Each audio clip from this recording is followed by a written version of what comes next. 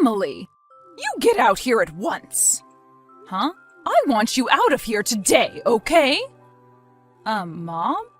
I don't want you calling me your mom anymore, you moneyless idiot! Wait, what is going on all of a sudden? Can you please give me an explanation as to why I need to be the one to leave this house now? Do you not have any memory of what might have caused this? Well, no, actually I don't. I don't even know what your reason is for calling me moneyless now either. This is the reason why you are poor! Why are you calling me poor this time around? Well, how about you calm down a little bit and stop calling me things like that? Then you and I can talk about what's gone and upset you. I took a look at the amount of money you have in that account, and after seeing what I saw, I have no reason to be calming down. You were taking a look at the money in my account? There was a checkbook on the living room table. Huh? The living room, wait. Are you kidding me, Diana?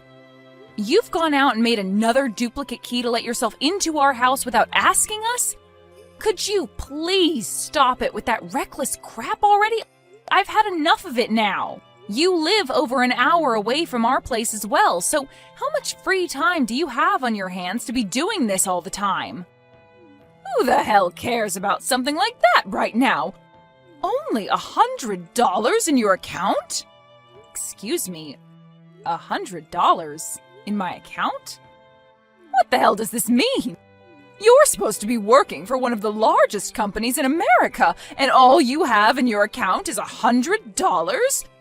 Don't tell me that this is all that remains from your compulsive spending.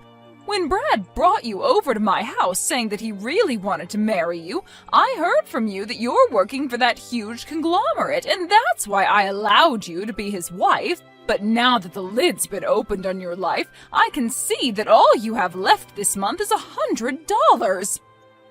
Tell me what the hell this is about right now. You lied to me about how you're not able to make squat in terms of income. You divorce my son right now and then get the hell out of his house. Well, before we get any further, let me tell you this. I have no idea what checkbook of mine you're talking about, as I don't remember having only $100 left in my bank account. And because of that, your reason for wanting me to divorce Brad and move out of the house is not going to work for me. Are you telling me that the things I saw with my own eyes just now are all false? I don't ever remember me leaving out a checkbook in the living room either, so that's another reason for me doubting you. But that's not even the main problem here. Ah! Who the hell do you think you are? Freaking moneyless witch! Low-life whore! Overspending idiot! You have no right saying any of those things about me. I feel so bad for my little boy having been fooled by a witch like you. I'm going to get you both to divorce one way or another. Brad, did your friend's wedding finish up and everything? Yep. Right now we're all taking a break right before the after party begins. What's going on? Your mom has gone ahead and made herself yet another duplicate key for our place. What? I'm sure you were really enjoying yourself, so I'm sorry to have to bring this up now. No worries. I'm actually really happy you're telling me about this right now, so no need to apologize to me. But that last time she broke into our house, we took the key away from her, right? I know that. I even saw you doing that to her. But once again, she's gone and come into our house without our permission. Seriously? How many more times is she gonna make duplicate keys to get into our place? Tell me, what did she do this time while she was there? Did she throw out your cooking again like before, or did she go through the kitchen cabinets and break all the dishes like last month? She found a checkbook in the living room with only $100 in its account. Huh? She said it was sitting on the living room table. Brad, do you know anything about it? Well, yes, I do. That was probably my checkbook, actually. Wait, really? Well, you remember how I was changing banks, right? During that time, I had to transfer pretty much all my money from my old account into a new one. So, in order to not have the old account close on me yet, I left $100 in there so that the bank wouldn't get upset with me. And well, in this day and age, we don't really need checkbooks anymore, right? So I must have just set it down there on the table and forgot about it. I see. That's why that old account only has $100 left in it. That's right. And as I was on my way to the wedding this morning, I was looking for a gift bag to put the present I got my friend into, and so I was shuffling through all the drawers trying to find one. And well, while that was going on, I happened to actually find that older checkbook, and that's probably why I ended up putting it on the table and never placed it back into the drawer. I was in a hurry, right? So I just left it there then. Now things are starting to make sense. I was wondering why I would have even pulled that old checkbook out in the first place, and now I remember what happened with it. See, I kind of get it now. Right now, I'm still on my way home from the business trip I've been on, so I haven't had any way of telling what all happened within the house while your mom was there. I'm sorry that leaving the checkbook out like that caused so much trouble for you. I'll talk with my mom about this. Yes, please do. Hold on a second. What's up? With what's happened here, don't you think we can use it to our advantage? What do you mean by that? Remember the last time my mom came in by herself with that duplicate key she made, and we talked about how horrible that was for us? You're talking about that conversation? Yep. I was actually being serious about all I was saying, so what'd you think? Good point. If you really are all right with going through with something like that, then by all means, let's do it. Well, there we go then. I know this is only going to cause a bit more trouble for you, so please forgive me for the time being. No worries, Brad. I trust that you'll be able to handle this for us. Thank you. When we're both back at the house, let's get our brains together and perfect our plan. All right. Emily, I'm sure by now you've started to come around to listening to what I say, right? I saw on the living room table a couple of divorce papers, and on them were yours and my son's signatures. Huh? Diana. Once again, you've come into our house without our permission. This is not about that. What this is about is you getting divorced from my son, right? I think me talking to my son about how you only have $100 left to your name in that account really ticked him off. I see. So you told him about that then? Well, then you must be aware of this. That happened to be your son's checkbook that was on the table. Stop lying, you moneyless witch! Ugh. I'm not lying to you right now, though. The fact that you're blaming me over something like that without even checking the name on the checkbook first shows me a lot of warning signs about you. And Brad was saying the same thing you are now, trying to cover for you overspending all the time on yourself. But seeing now that there is divorce paperwork all filled out on that table from you two, my words to him finally worked their magic. And the reason they finally worked is because I'm right. So you, being the moneyless freak that you are, need to hurry things up and leave my son.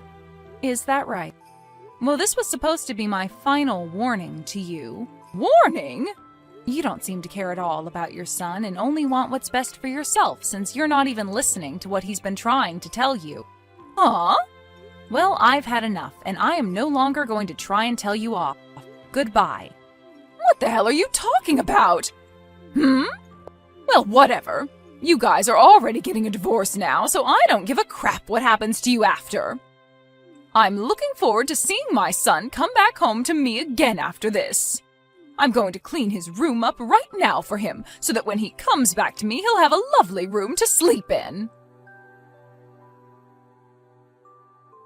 Emily, I just finished work. Good work today.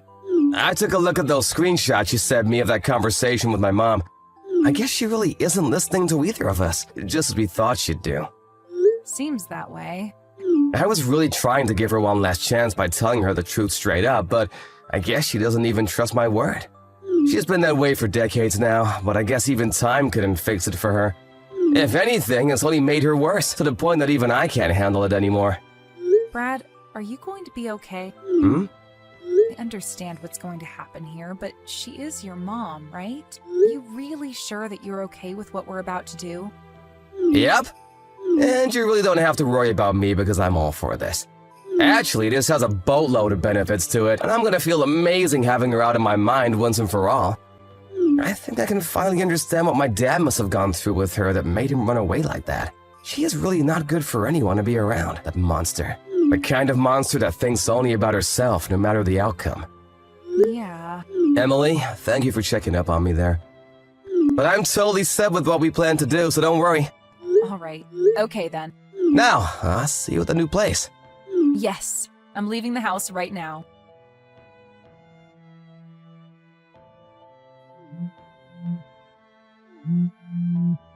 Emily, what the hell is going on here? You were supposed to be leaving my son once and for all with that divorce, but my son has still not come home to me. So I went over to that house to see what was going on, but my frickin' key isn't working anymore. And on top of that, your neighbor is telling me that nobody's been living in your house for a while now. Where the hell have you and Brad run off to? I want my Brad back right now!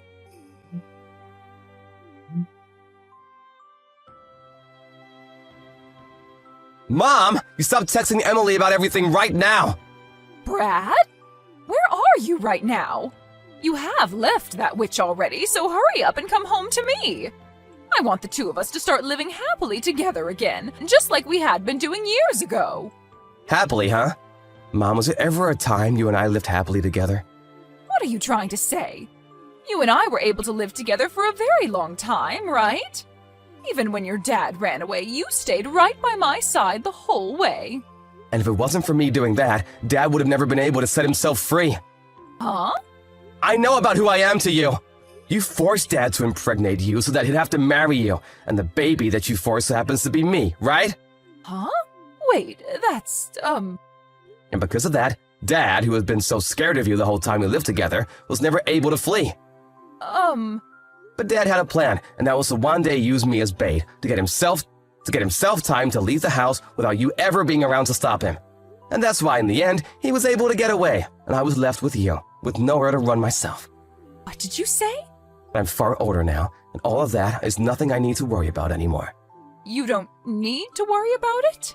I have a wonderful woman by my side now, my wife, and she happens to be someone that I never want to lose, no matter what.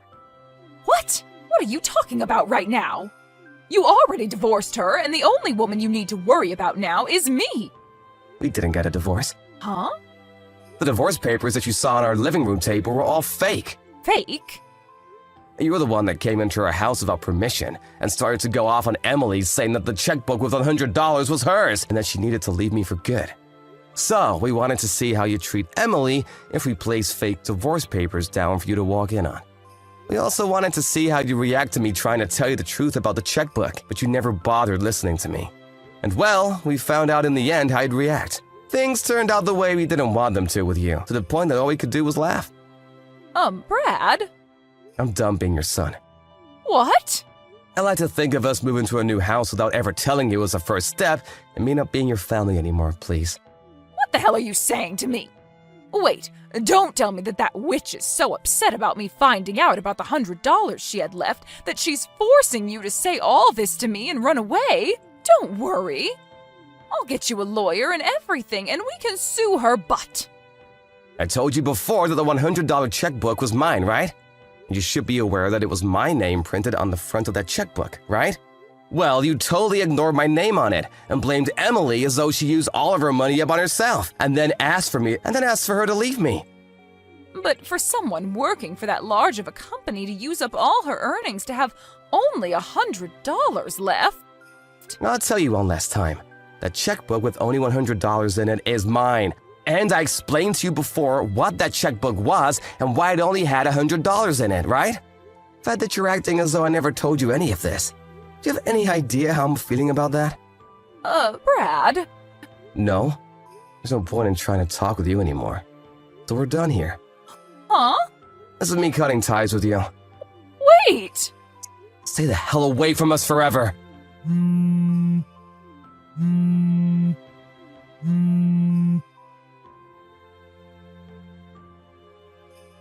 Right after Brad said goodbye to his mom, we both went ahead and changed our phone numbers.